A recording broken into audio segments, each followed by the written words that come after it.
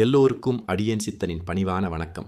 இன்று நாம் பார்க்க போகும் பதிவு வங்காளை ரீச்சரும் லோயர் அன்றன் புனித நாயகமும். வாருங்கள் பதிவுக்குள்ளே செல்வோம். ஆண்ட்ரன் பல பெண்களுடன் தகாத உறவில் இருப்பவன். இவனுக்கு பெண்கள் வீக்னஸ் உண்டு. அத்துடன் பல பெண்களுடன் தொடர்புகளும் உண்டு. அதில் ஒருவர்தான் வங்காளை டீச்சர்.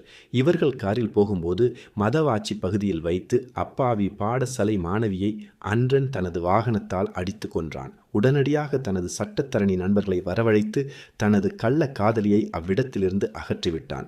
பின்னர் போலீசாரை கவனித்து நீதிமன்றம் செல்லாமல் நீதிபதியின் முன்னால் சென்று பிணையையும் பெற்றுக்கொண்டான்.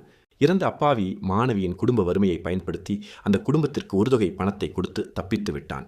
பின் வங்காளை டீச்சரை யாழ்ப்பாண இளைஞர் ஒருவருக்கு கட்டி வைக்க முயற்சித்தான். ஆனால் மாப்பிள்ளையின் சித்தப்பா ஒரு டாக்டர். இந்த விடயம் டாக்டருக்கு தெரியவர டாக்டர் ஃபோன் பண்ணி அன்றனை நல்லாவே கடித்தார்.